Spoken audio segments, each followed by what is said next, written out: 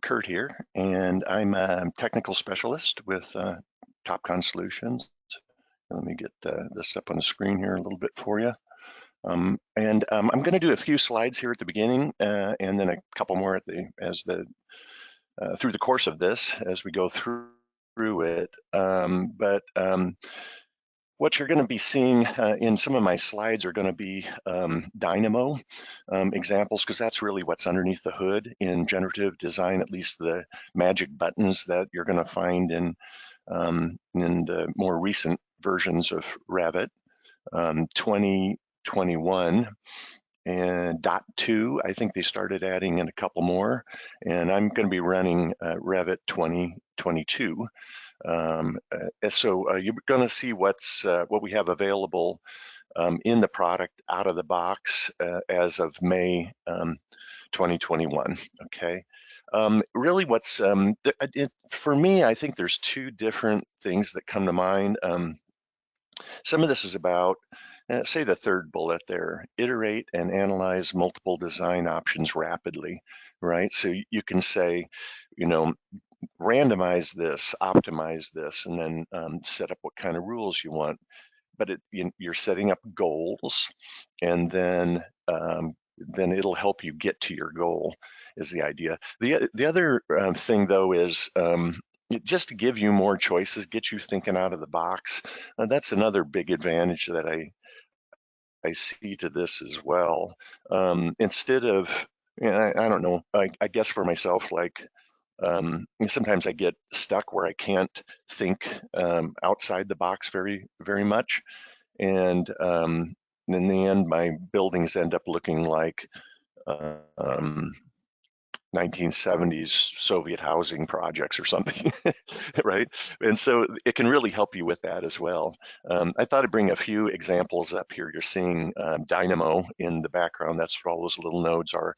I'm going to go over a little bit of that at the end, so you can see where this might be heading. These are some of the structural ones and architectural examples that are current Dynamo code. So you never know when Autodesk is going to decide to slide this into the product and make it a magic button without having to know how to get around in Dynamo, right? I particularly, at least what we have right now, out of the box, it's pretty architectural focused with the ones that they've exposed. You'll see some of that, like workplace layout, and window views. What's the best view from the window and such.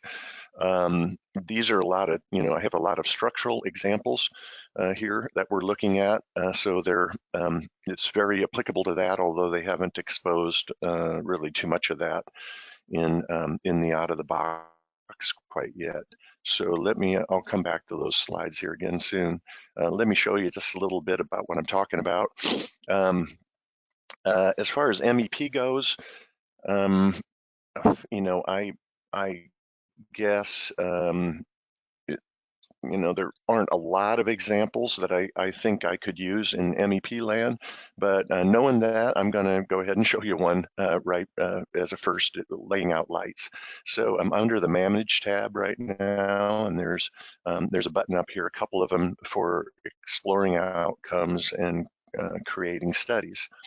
And so there's two more that have been added in since 2021 was first released anyway.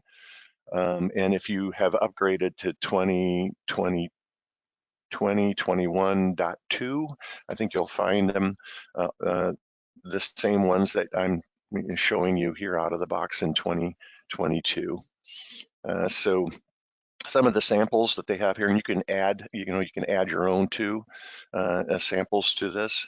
And down here at the very bottom of the dialog, you'll see it says, how do I add study types? So if you want to find out more about that.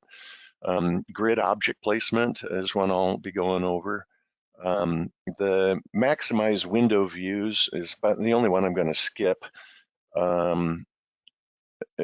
Basically it's saying where's the best place within the room to sit if you have a receptionist desk, for example, if you want the best views of doors and windows. One of the things you might want to consider with that is, say it's a security situation and you want to be able to have the security guard be able to view all the doors. It doesn't just work with windows, it also works with doors and curtain walls, for example. And then you pick the obstructions that you want to work around. So I'll be coming back through these as we go. I'll start with a grid object placement up here at the top. So I'm going to do that. The way that it's set up, I'll zoom in a little closer here for you so we can look around in here. Yeah, so it's there's some methods, which I'll be trying a couple and I'll describe them further. I'm going to leave myself to optimize right now. That comes up, depending on what the routine is that comes up or the study that comes up, you'll see that it might say something like select a room, select a family instance, select obstruction, that sort of a thing. Then a little farther down, you have a chance to set up variables and or constants as a part of that. And then usually when you get a little farther to in any of these, they'll have the goals. What are you trying to do? Maximize the number of objects that can fit, maximize or minimize the overlap between the objects, and then that, then so on and so forth. So let's give this, oops, I think I just hit escape here. Let me go back. There we go. Okay, so I'm going to go ahead and try this grid object placement. It says select a room, and I have a room here that bridges around these three areas here. And then select a family instance is the next one. And it won't let you hit the generate until you have a chance to flesh out anything that's up in this area here. So select the family instance. And in this case, I'm selecting a light that's over here in the lobby of this law office. Now, I think for this, I'm just going to leave the variables, variable between, on the X and the Y and the distance from objects to walls. Leave the goals as they have down here, but I could adjust these if I want to. And then at the very bottom of the dialog, it'll tell you whether there's any kind of issues down here. I'm going to be just using one seed for these, and I'll describe what that is a little later. And we'll make 10 generations, and the population size is going to be 20 when I hit go. So it says check back a little later. Don't leave any one of these. I think the biggest, the heaviest one I'm going to do takes a minute for it to come up. But you can see at the bottom down here, it's I told it to do generations 10, and so right now it's cranking through 1 of 10, et cetera, building this. Now up at the top, you're going to see as it's starting to flesh this out, it's up to 3 of 10. It's building multiple pages here for me, and what are there? 10 to the page, so it's going to go clear up to 4 for that, for the population size. And then down here at the bottom is this graph down here. So each one of these has different, it's done now. Each one of these is showing you like number of objects, overlap, that sort of thing.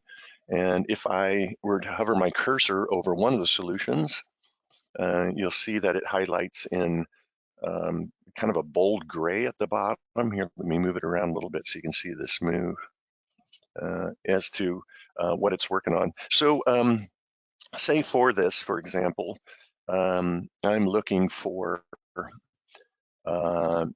sorted by number of objects up here at the other end. This is where it gets really dense, right? You can see here how dense it is. And I'll show you what the scatter chart looks like soon here too. So if I decide I want to go, I'm going to go with this one right here, for example. You can see the shape of my space in my room. And then over here, we can see the outputs and the variables between them. And then ultimately, if I see one that I like, I can say create elements. Now, if you want to start to thin this down, like number of objects, for example, maybe I'm only interested in, say from here to here, for example. You can just left click, hold, and drag it up, and it will create a filter, right? So it has thinned it down to fewer ones that match my criteria, and it has blanketed out anything that had, let's see, oh, this is overlap that I'm working on right now. So you can slide that up and down, and then you can just clear the filters here if you want to take a look at all the overall again. So let's give this one a try. Create Revit elements.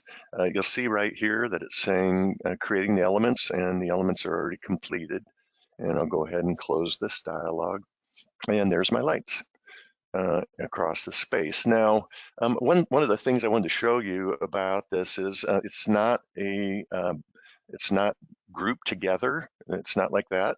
I can move these around individually if I would like to tweak the result of this. You know, maybe, for example, maybe I'd like this one up here, that one over there, maybe pick this one up and drag it over. So you don't have to go with whatever the solution is. You can tweak it from there if you want. And maybe I'll just take one last look at how this turned out then in a 3D view here. There we go. So there's that. Okay, so anyway, that's a lighting example that I thought I'd use here first. Now let's try another one. I'm going to close out of this project and open up a different project to work with. And open. And let's go with this one right here. Okay, I'm going to do the same grid object placement study, but I'm going to use a floor plan for this one and lay out chairs and tables. And let's try that one once. I'll open up the floor plan view, and then maybe I'll work in this area down here in the great room down here. So back to the Manage tab and Create Study. And the dialog comes up. It's, I guess they would call it a modalist dialog. Comes up because it's floating over the top all the time, but you can minimize it here. Back to grid object placement once again, and I'm going to use Optimize again as opposed to randomizing, and I'll, like I said, I'll describe that a little later. I'll select a room, and let's go with this room right here, and a family instance. Let's take that table over here. Okay, so I went with this one. You can see once you've selected them, the elements, the check marks will come up, and the generate button will no longer be grayed out down here. So if this time I'm going to say that I would like to have not everything be variable, you can see here that once I toggle off the distance between objects, for example, in the X and the Y, I'll zoom in a little closer for you so you can see. And once you toggle these off, then you can use the sliders, right? I hit escape again, puts it in the background. Come on, here we go. Use the sliders, slide it up. May I want a lot of distance in here. Minimum distance to the wall, I could change that one as well if I wanted to. You take a look at your goals, like I'm trying to maximize the number of objects that can fit in, but yet keep that constant distance. I've seen a couple different examples that are about social distancing, here being 2021. If you're looking at this several years later, hopefully we're not having to do that anymore. Then down here, we can set up constraints if we want to. I'm going to just leave those off, but I'll do one seed and come up population size of 20 and hit generate. Okay, so let's let it crank on that for a minute here.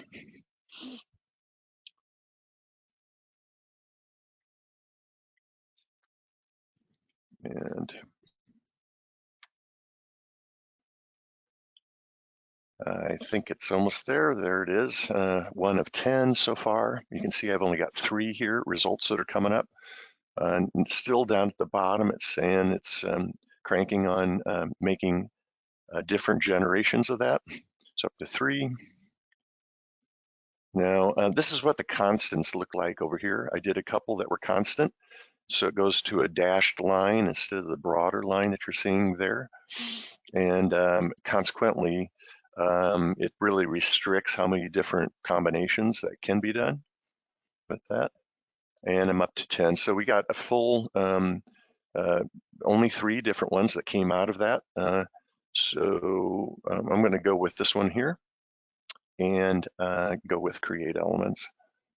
And it says creating the elements and element creation completed.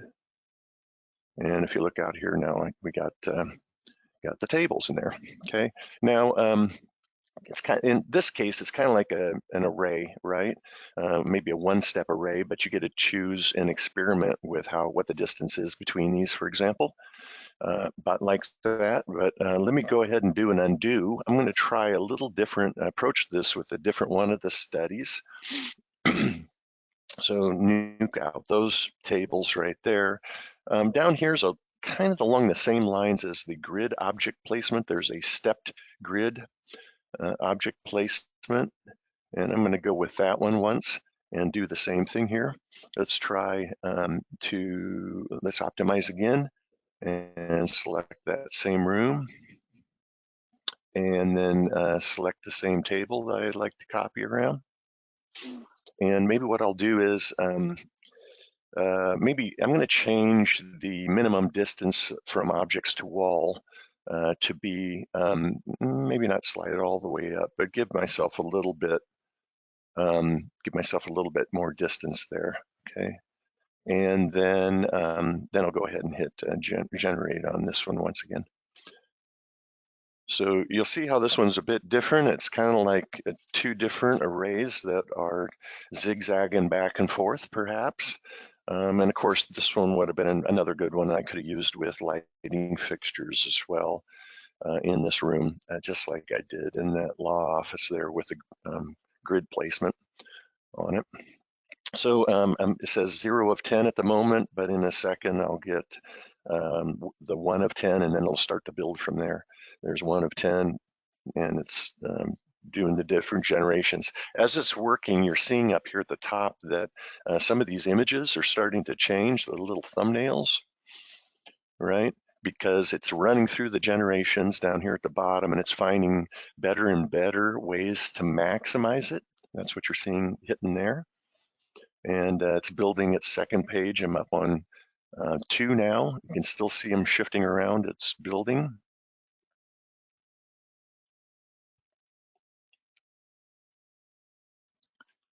And I'm up to 9, at least on my screen anyway. And so, while this is building too, I mean, you can go ahead and be picking on these if you want. Like here's an example where it's, pretty dense in here, right? And let's tell you what, let's go with, what are we feeling like today? How's this one? Interesting, maybe I'll go with that one. Down here in the outputs, you're seeing a number of objects, like in this case, I got 32 of them. If I look back at this study here, they've got 18. This one here, I've got 55. So you can take a look at these numbers down here and the distances. And once you decide that you're liking one of them, maybe I'll go with this one right here. You say create elements. And if this is not quite what you're after, but it's pretty close, you can make a screen capture of this and then have it start with that value and seed from there. So I'm saying create the elements, element creation completed, and close that. And now it's one of these kind of patterns that happen you're seeing there. Okay, now later when you try this and you're going, hey, what's the deal here? I'm not getting any chairs. This is, it's nesting, right? So for example, like in the properties here, whoever made this family nested the chairs into the table, so it only took the table. So what I did was I just used, I went into the family editor and I used a I used, actually it could just be a circle. I made it look like a table, but it's 2D. I just wanted to get the right kind of spacing. But since these are regular Revit elements that we're looking at, we can swap them out at any time, right? So for example, I'm gonna select all these instances and just come here and make it, maybe I'll change it to 60-inch diameter table, right? So that's the 3D one, right, that we're talking about. And maybe if I go to, oh, here, I'll do it this way. Maybe do a selection box around this. So I'm selecting the two doors at either end, and then the selection box up here, that's just a regular Revit thing, but this way you can see how it's changed over. Okay, so do know that about the nesting, but don't let it stop you, because you can actually just use a table if you wanted to, and then swap it over and have it use the chairs from there, and so on and so forth. Okay, let's do another one here once. Maybe I'll head down to this end here, and we'll do workspace layout for this one in this space here. So I'm going to go back to the Manage tab and Study, Create Study. All right, so grid object placement we were doing, stepped grid. Down here at the bottom is workspace layout, and that one generates rows of desks in a room, considers the doors, windows, and columns that might be obstructing, and then calculates the distance to the exits, views to the outside, and more. Okay, let's go give this one a try here once. Okay, so with that, like I've said a couple of times here about the different methods, right? So you can see in the upper right-hand corner of this, I've been using Optimize right now. I will use Randomize in a little bit, but I thought I'd use that one. They actually have a randomized study, so I thought I'd do it with that. There's one in here that's called like this, and another one called cross product. So I made a slide here for you. Let me go ahead and talk about that a little bit here once. Let's go with the methods here. Okay, so Optimize, if you were choosing that one like I have, it runs multiple generations of a design, with each succeeding generation evolving and improving based on prior results. Pretty cool. Randomize will just explore a wide sample of possible studies, solutions, right? Cross product uses evenly distributed values within the ranges. And one that I particularly think you should, spend some time with is this like this. So you run it once, maybe as an optimize, and then you take a look at ones that are pretty close to what you're after, and make note of what the values are, 32 objects this far apart, and so on and so forth. Then come back to it and fill in those numbers down below in the study, but up at the top under methods, choose like this, and then it will use that as the starting seed for this, right? So, and I've also talked about, let me bring this one back up here again.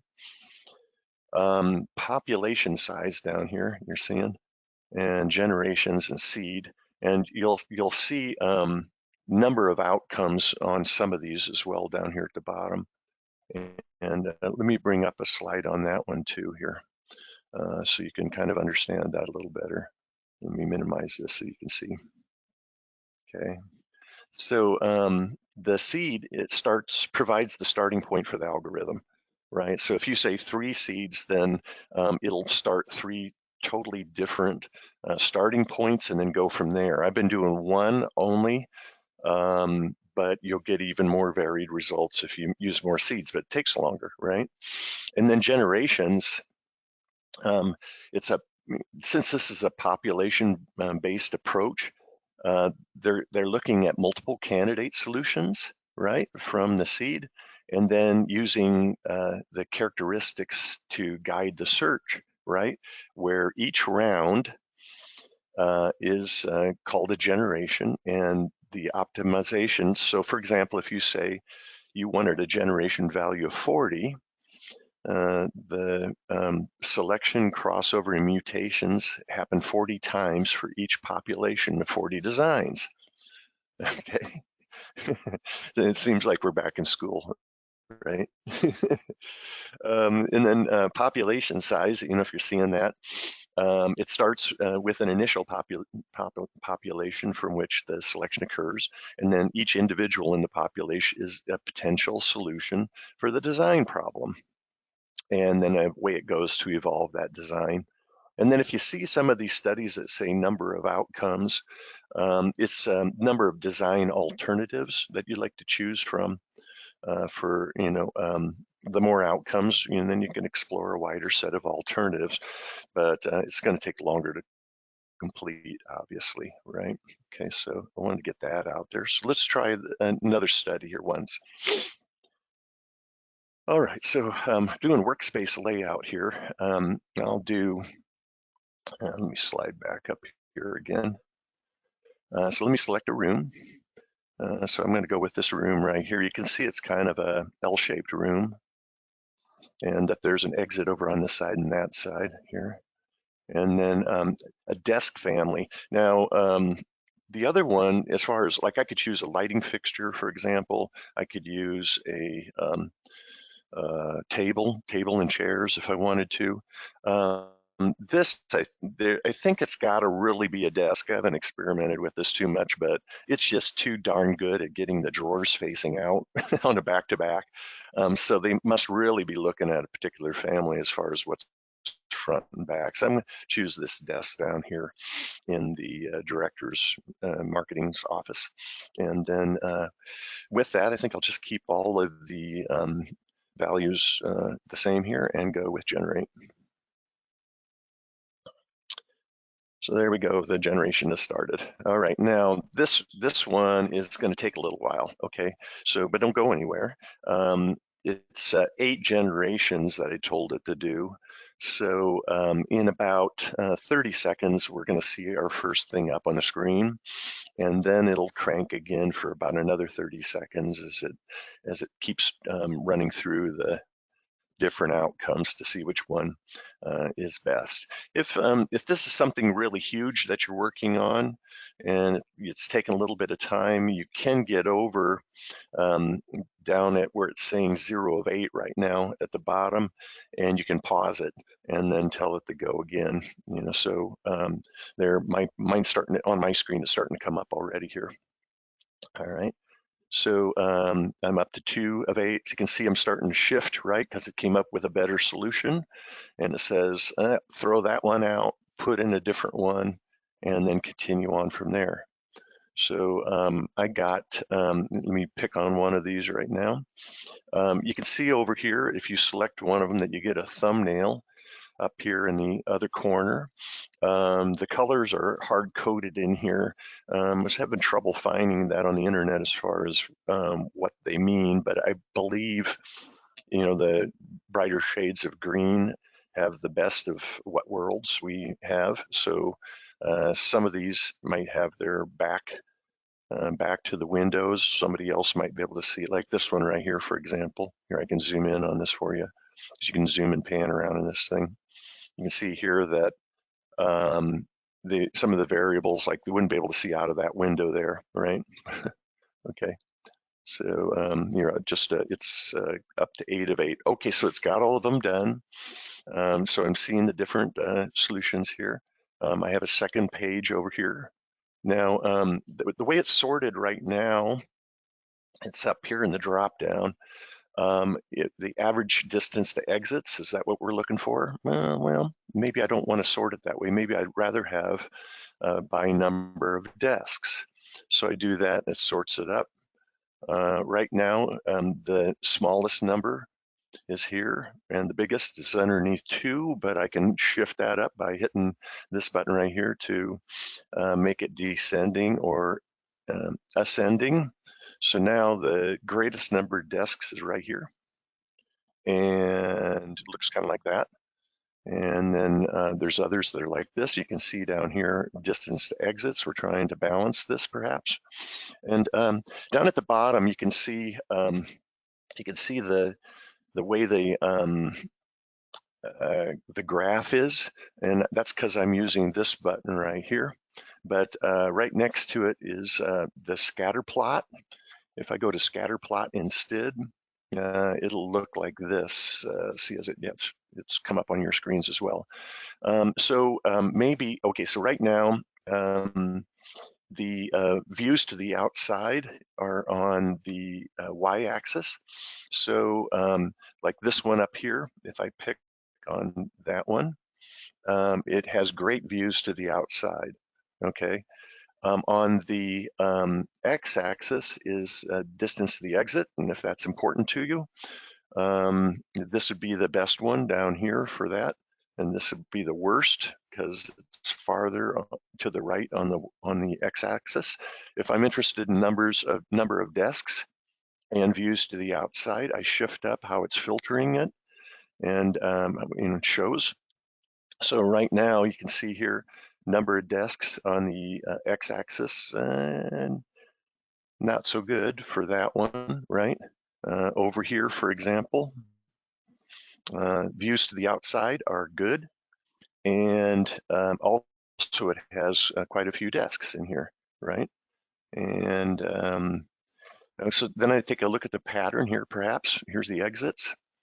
Not really liking the configuration here, so then we try a different one.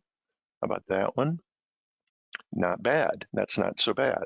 So there might be some that can fit more desks in there, but I kind of like this one because it makes people walk around and not right through everybody's workspace if they're going from exit to exit. And so with that, I'm going to go ahead and create the elements then. I'll go with that one right there.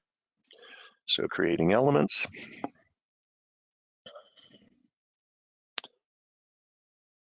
And give it a second. This takes a little bit longer. Element creation completed. I closed the dialog, and there you go. Okay, there's the desks that we talked about. And I think what I'll do, maybe I'll show you in 3D here. Select those and go to a selection box again. And let's see, I'll just hide that. There you go, so you can see through a little bit better here. You can see here, remember I was saying that I expect that this probably should be a desk that we're looking at because they're just too good at making sure that the desks are back to back here. Okay, all right, so anyway, that one was the workspace layout. Let's try another one here once. I'm gonna go back to first floor once again. I'm going to try a randomize here for this one. One of the things, I don't need randomize too often, but maybe it might be a pattern on the front of a building or something like that, that I would like to randomize. I have a person out here, okay? So looks like I chose Tina. I put that there. And I also used room separation out here, if you're wondering, because it does ask for a room, but I want to randomize some people out here, right? Because I end up, like if I'm, say it's a 3ds Max presentation or a Revit rendering that I'm trying to do, I end up with my people, not randomized enough, right? And too much of a pattern. So I thought that might be a good example of what kind of a study we might want to use with randomize. So here it is right here, randomize object placement creates clusters of elements inside a selected room, right? So that's why I had to use the room separators out there. Once these get placed, you can blow away the room separators. You don't need to leave them out there. But now you can see here that this one is a little bit different. They have the room, the family instance, but they have an obstruction element as well that you need to select. And it doesn't actually matter whether it's really obstructing anything, but they're not going to let you out of this unless you select one. Okay, so let me start with the room. And this is, I'm obviously doing randomize on this one because it's randomize object placement. select the room. So I'm going to go ahead and select that a bunch of room separators I put out there. Family instance, I'm going to go ahead and select Tina. There she is. Now, some of these, if it takes more, it gives you an opportunity for more than one. You can see right up here, there's a finish or a cancel out of that. So I'm going to come up here and hit finish, and then it filled it in. You know, so like window view, for example, you go around and select 12 different windows and then hit the finish, right? And then obstruction element, it's the same thing. I go select for obstruction element, and I'll just choose this column right here and then hit the finish button. Okay, now let's see, is there anything I want to change with regard to this? One seed and 24 solutions, that'll work out pretty good. Let's do that. Go ahead and generate. All right, so here we go. Now it's cranking on it. And let's see, 0 to 24. It's kind of like what we used to call Microsoft time, where it's going, you know, 25%, 26%, 27%, 89%, like that. So there's the shape of my quote room, right, that I laid out there. And you can see the little pegs that are sticking up here. You know, if you pick on any of them, how many it's going to do. And number of elements to place, like the one that's highlighting at the moment here says 23 of them. So I can see some of the numbers down there. Okay. And let's take a look at the scatter chart here. It's done. It's got its 3 different pages here of choices for me, and that makes 24. There's the 24. And I'm going to go over to the scatter chart here, or scatter plot, and I'm looking. You know, let's do a number of elements to place. Let me do with that one, or maybe I'll put that. You know, I'll put that on the x-axis, number of elements to place. So it you know, gives me a different scatter. So down here, for example, the farther to the left have fewer elements. So here's, you know, if I were to go with this one right here, it'd only give me 5 elements. If I come out a little farther, 23. By the time I get out here, we're at 86, so on and so forth. So maybe I'll just choose one that doesn't get too crazy here. Maybe 23 for that one. And say create elements here. And go with that, creating elements.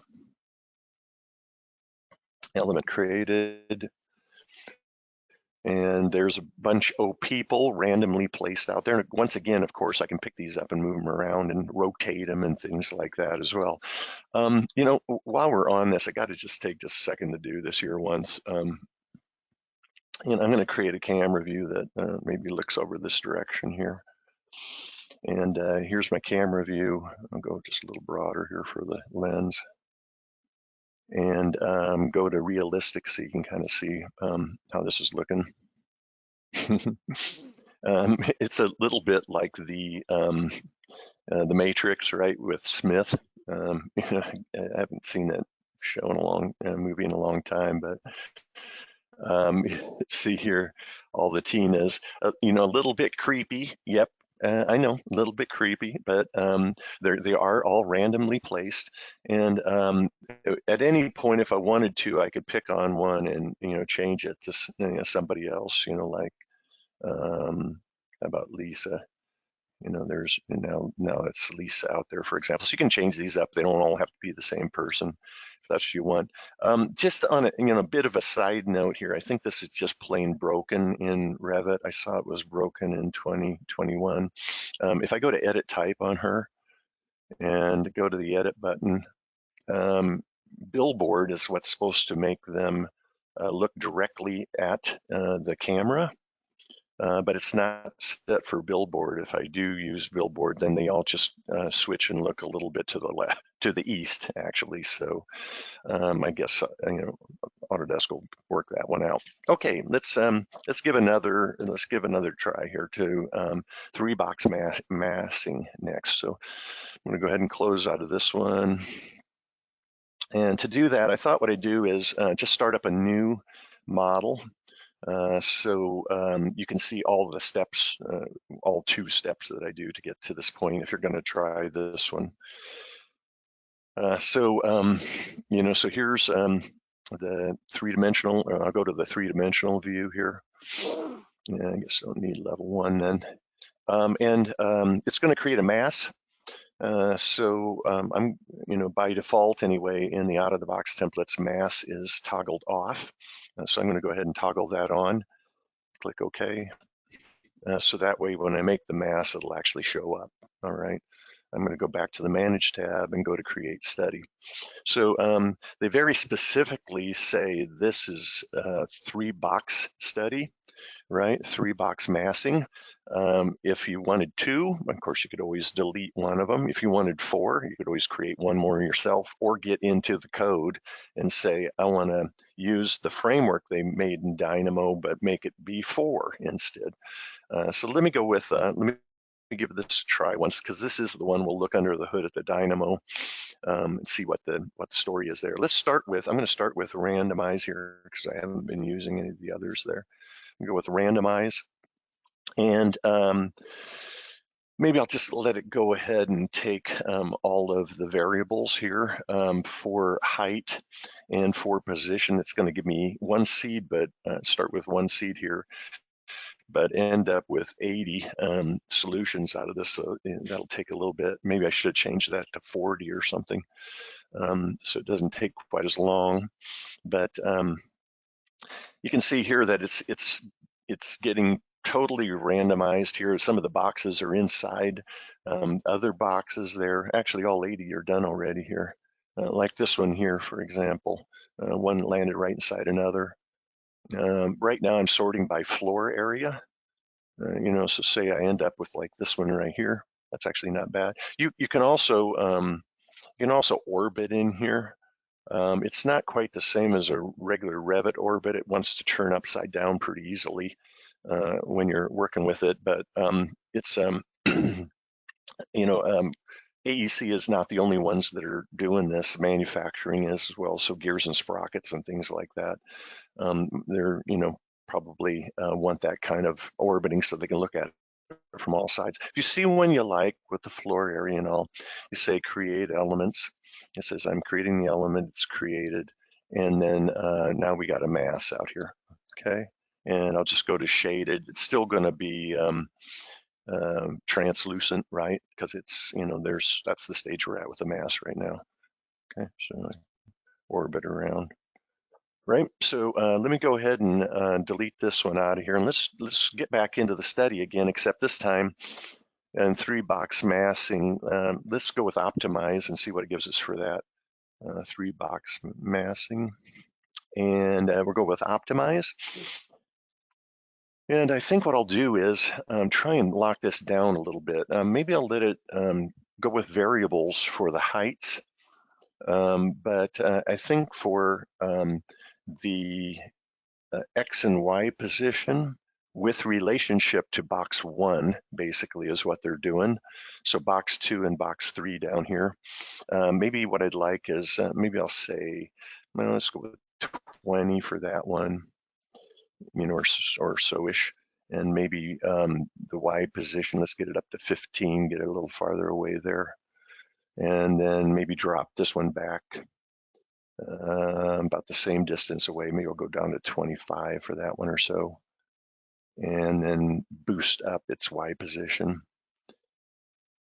So some of this is experimentation, see where you're at with this. And then I'm going to go ahead and leave these the same down here and hit generate. Let it check back later to see outcomes. So here's the theme from, what is it, Jeopardy or whatever. Right? So here I've locked down some of them. So I got some constants out here on what I wanted. That's why you're getting the dashed line here, and they're all coming down and end up being the same across here because that's what I told it to do. But I get different heights, right, out of this. And if I go here and here, and if I see one I like, maybe I want this tall one here, then I say create the elements, creating elements, elements created, and now I have this box study, right, based on that. All right, now one last thing I'd like to do with you here is approach this from Dynamo instead, because that is what's going on under the hood. They're just packaging this up for us so that we can have some big Fisher Price buttons and just press the button and say go, right, without having to know how to code or anything like that. I'm going to go to open and open up the Dynamo definition and say open. And this is some of what you saw in the background of the slides that I showed a little bit earlier. This presentation is really not about Dynamo, but I didn't see how I could avoid, or I didn't want to avoid talking about Dynamo because, that's under the hood here for running this. It's visual programming if you're not familiar with it. I can pick up these programming nodes, right? And then wire them together like you're seeing there. And so that it passes from one to the other down the line till you get the results, in this case, off to the right. And so I get variables at this end. So I can change, this is the program code, I gave the variables here. By the way, I got this one, I should probably say, I got this from joining, what was it called? Project, I forget it now. Dang it. Maybe I'll think of it before the end of the presentation. So you can get to this particular model, for example, and space studies and things like that. And I'm trying to find it in my notes here, what the name of it was. Started with an R, project refinery, project refinery. Thank goodness, got it. And then I was able to download this, but this, part of the idea behind this is the community, right? It's an open API, right? And then instead of just the Autodesk programmers working on this, mere mortals such as you and I can work on this and make our own magic buttons in there, right? And have it do stuff for us if you want to take it. So what you're seeing here are the variables in the pink area, working functions over here in green, and then clear over to the right are the outputs. And the nodes that you're seeing there, you can make your own code block if you want, but you can pick them up from the library off here to the side, and they have a Revit library here for you of things that do things for Revit. Okay, now I'm set right now in the lower left-hand corner down here. If you look, I'm set to run manually. So if I want to see the results in this area as the values are set right now, I hit run, and it develops it right here. You see how there's kind of in the background, I can see based on what these default numbers were, what it looks like. Now, if you want to go back and forth on this, up here in the upper right corner, right now it's set for this one, which means when I zoom and pan, it's zooming and panning these nodes out here. If I go to the enable background, now it's zooming and panning off of this one right here. Okay, so I can see it a little bit larger if I want to, and then come back over here, back and forth between the two. Now, if you want to experiment with this, instead of getting the mass as the 3-box study that we got out of generative design sample studies that they gave us, we can make changes right here. So let's see, say that I want to drop this one down and then hit run. You can see here that I get the update here while, as opposed to going back all the way through the cycle and placing it in the study that we saw earlier. And lo and behold, actually, when you're hitting run like that, it's actually creating it out here in Revit at the same time for you. So, and it's there's some blue dots here, and like if I pick these are actually regular Revit floors instead of masses we're seeing in this study. And let me go back to Dynamo once again. If you set this to automatic,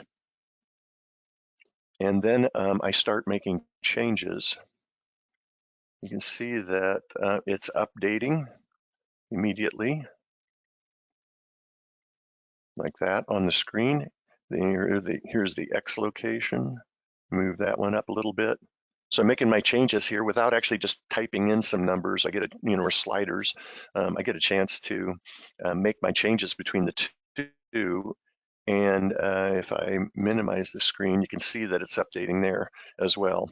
Now, if you're wondering about these blue dots up here, those are going to remain until I close Dynamo, because we're still set for a link between the two of these, because I launched Dynamo from within Revit. And so if I drop out of this, and I'm not going to save my changes, you'll see the blue dots disappear, but also like the blue massing basically that was matching where the floors were also disappears as well between that. And maybe I'll show you just a little bit more here, mass level 12 here. I'll show you just a little bit more, turn off the levels, how, because we're talking about design development here, you can immediately start to move along here. Like I'm going to put a curtain wall on this, just do a couple of these, and I'm going to go from here up to 12 and do it that way. Mass level 12, and do that, and do that, and this, and maybe swing around, put another one over here. So, a rapid development, right? It's the same kind of thing that we've been doing, or at least Autodesk has had in Revit for so long with this as well. Okay, so in a second here, I'm going to do a link. And so I think what I'll do is, just a second here, let me get out of this. Okay, I think I'll move this. Let's see, which direction shall I move it? Towards the front. And here I'll go from here. Otherwise, they're just going to land on top of each other here once. When I bring in I'll just move it about that far.